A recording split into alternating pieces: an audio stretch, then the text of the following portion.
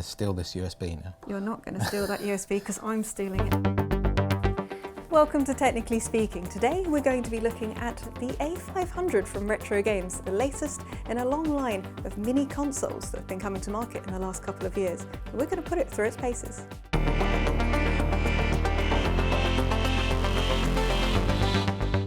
Retro Games has brought out a range of these miniature versions of our favourite home computers from back in the day, and the latest one is this, the A500 Mini. Before this they had the C64 and a full-size version of the C64 as well. I like the mini cute ones personally, but that's because I think everything looks better in miniature. So let's open it up and take a look. And immediately, this is one of the most adorable things I have ever seen. It is indeed a lovely reimagining of the A500 in small form. So obviously the keyboard on this is not going to work. It effectively works as a console where you can play a bunch of games. And it not only emulates the Amiga 500, but also the 600 and the 1200 with their advanced graphics. For 1980s anyway. So at the top of the unit itself we also get a gamepad and a very fancy 2-button mouse, also styled after the ones that would have come with the original computer. So let's take this out of the box and you can see that unlike the original, this has got a few different ports on the back here because we have HDMI and we have USBs here, as well as a USB-C, which I'm going to assume is the power. And that's not something that we got in the early 80s, but thankfully this means you can play it on a modern TV or monitor, and it's going to have some upscaling for us as well. In fact, you're going to get 50 to 60 Hertz out of this at 720p, and that's over the HDMI, and it has multiple scaling options, and it also has a CRT filter if you want that authentic CRT feel. So the controller's probably going to have a few less buttons on it than you used to if you play modern games, but it has about the amount I was used to growing up, if not a couple more. So inside here we have, there appears to be, I'm assuming this is going to be a USB memory drive, which I didn't think this came with, but it looks like a little floppy disk. That is the most adorable memory stick I've ever seen, if that's what it is. We're going to have to find out when we test it, because that wasn't actually listed on the box as being in there, but it's super, super cute. And then we have the controller itself, and yeah, that is a pretty good approximation of how the controllers looked.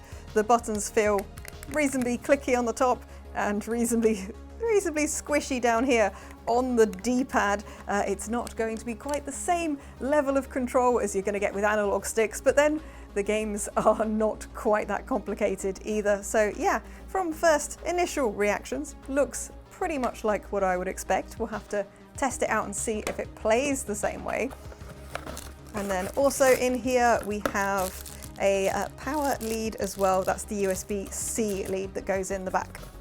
And because we were playing on home computers rather than just consoles back in the 80s, you also get a computer mouse. Yes, the A500 has a mouse because it was indeed that snazzy, and it was a good hefty sized beast as well. Look at that, round corners-ish, not quite the same level of ergonomic mouse design as we have today. No RGB here, but very, very nostalgic. And we have an HDMI cable here as well. Doesn't look like it's an incredibly long cable. It is pleasantly in the same beige color as the rest of the unit though. I suspect I would want a slightly longer cable than this one, but it depends on your setup and how long the cable on the controller is as well. So the A500 has 25 games included, and they are pictured here on the back of the box. We have some absolute classics, some gems. So whether or not you're playing with this for nostalgia, or perhaps you want to introduce the kids to what gaming was like in the good old days, we have some absolute brilliant titles here. Chaos Engine, personal favourite, although I did play that one on the Mega Drive myself. We have Zool, Worms, a huge variety of games here, a lot of which hopefully you're going to recognise and will stir up a lot of good memories. But you're not limited to just the games built in. Unlike some minis out on the market, you can use a USB memory stick, and you can get any ROMs that you have and you can add them onto this, as well as using a USB stick to update the firmware if they add any extra features to the unit in future. So like with most minis, it's actually quite easy to set up. You've got power that goes into the back here. You've got the HDMI cable that goes to your monitor or your television that goes in here. And then you have 3 USB slots here where you can put your controller and your mouse in the back there, and space for a memory stick as well. So hopefully that's now going to boot up. Okay, then straight into setup here. We're going to go for 60 Hertz and then straight in. Alien Breed is the first game that it's suggesting, which is an excellent game to play. But I'm not going to be the person to play this first of all. No, we are going to give that honour to somebody from the office. To help me test this out, we have our resident expert, James. Welcome in. Hi. Look at this. Lovely. Is this your childhood, the same as mine? Yeah, I had an Amiga as like my first, it was my brother's, it was like my first gaming like console, I guess. So all the games on this that bring back a lot of memories. Alien Breed, Chaos Engine, Supercars, all the good ones. There are an excellent selection, plus you can add any other ROMs you've got onto this with USB as well.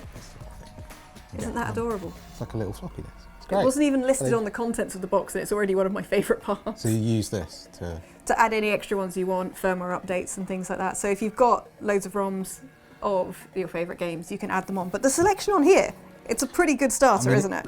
For me anyway, Alien Breed, Chaos Engine, Speedball. Worms, obviously. Another World, it's a brilliant game, stands up today. Stunt Car Racer, yeah. Even if you didn't use the ROMs, like I think you'd be pretty well set with what's on there. So would you like to give one of these games a try then? Yeah, any? Any? What is calling to you? I immediately hovered onto Alien Breed because it's an amazing game. Good one. Chaos Engine. I'm gonna go Alien Breed just because. Because you are a man of taste. Yes, obviously. Even just the little sounds, fantastic. Like it sounds plays, like I remember it. Yeah, exactly. I think, and that's probably the best compliment you could give it. It doesn't pull you out of the experience you remember. It's got some different modes for scaling and things as well, so you can add scan lines, like simulated scan lines to it as well. If you want, which is always, I mean, that's just personal taste. I don't really like the simulated scan lines because they look too regular. I haven't actually asked how much it is. These are it's sort of about £100 mark. It does vary depending on what website you go to, but all of the minis they're about £100, right? That's kind of just the industry standard at the moment. And it looks great. Like it is the exact. It's nice upscaling, isn't it? Yeah, like considering how old the games are and how I imagine it's probably more difficult to get certain games of this type restored and in a playable state. Yeah, again, it's one of those things where it looks the way I remember it, which probably isn't how it actually looked when I played it the first time on a rented CRT in the living room. But it does have that. It's a lot more vibrant, isn't it? The screen I had when I was little was nowhere this big as well. I think it sounds nice. It looks crisp. The upscaling isn't doing anything that's frustrating me, like off the bat. Like I can see this as a really good way of introducing these games to a new generation. Sort of getting kids and things involved in these, as well as just nostalgia for people like us. Yeah, like if I wanted to show my kids some of the games I used to play, and it's as simple as just plugging it into the TV and yeah, because it's too difficult sometimes to get these things running on original hardware. Yeah, and the load times as well. Like this is load times like we could only dream about when we were kids, right? You just click it, the game's there. There's no waiting, there's no sort of, as it was cassettes with a lot of them. So do you think you'd spend £100 on this? I would.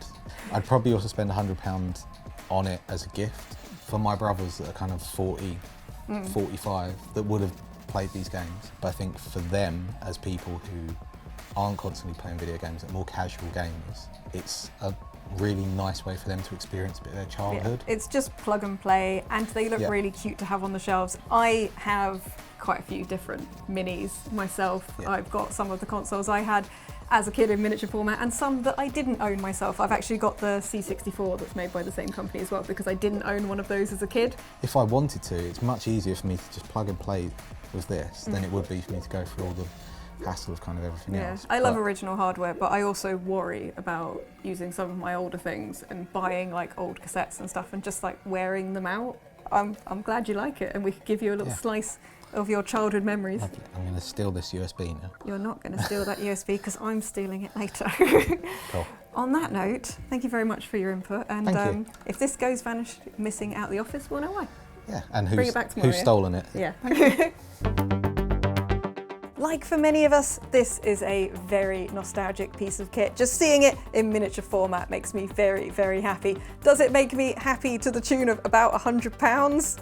I'm quite tempted. I have a couple of other minis, so I am already exactly the target market for this. I like playing my old retro games, and I like being able to do it without having to load up cassettes and plug in a million cables to CRTs. And this is just a really neat package and an easy way to do it. So if it's something that you want to share some games with your kids with, or you want to relive some of those memories with, or you want something nice that sits under the television that you can play your ROMs from, then yeah, I'd say this is a pretty good option to have.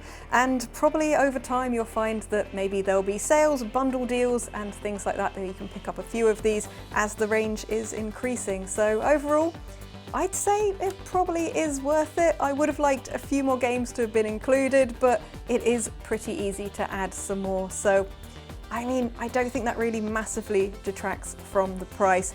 Let us know if you're thinking about picking up this console, or if active you have any of the other mini consoles, and if they're of your first ever console. You can do so on our social media channels, which you can find via GINX TV. In the meantime, I'm gonna get back to playing some Alien Breed, and we'll see you next time. Bye!